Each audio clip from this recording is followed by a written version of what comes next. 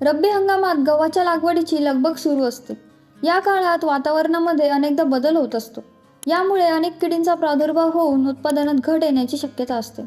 तर आजच्या व्हिडिओत आपण गहू पिकावर प्रामुख्याने येणाऱ्या खोडकिडा आणि मावा यांचे एकात्मिक व्यवस्थापन कसे करावे ते पाहणार आहोत। खोडकिड्याची लक्षणे: अळी खोडात शिरून आतील भागावर उपजीविका करते, त्यामुळे रोपे सुकून जातात व त्यांना ओंब्या येत नाही।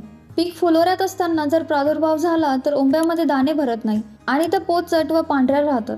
मावा किडीची लक्षणे: पिल्ले व प्रौढ पानातून व कोवळ्या शेंड्यातून रस शोषण करतात, तसेच आपल्या शरीरातून मधासारखा गोड व चिकट पदार्थ सोडतात, त्यामुळे काळी बुरशी वाढते व पिकाच्या वाढीवर परिणाम होतो। एकात्मिक व्यवस्थापन: जमिनीची खोल नांगरणी करून 2 ते 3 वेळा कुळवणी करावी। काडी कचरा धसकटे वेचून शेत स्वच्छ ठेवावे। जमिनीच्या उताराला आडव्या सरी पाडून पेरणीसाठी तयारी करावी। खोडकिड्याचा प्रादुर्भाव झालेली झाडे उपटून नष्ट करावी।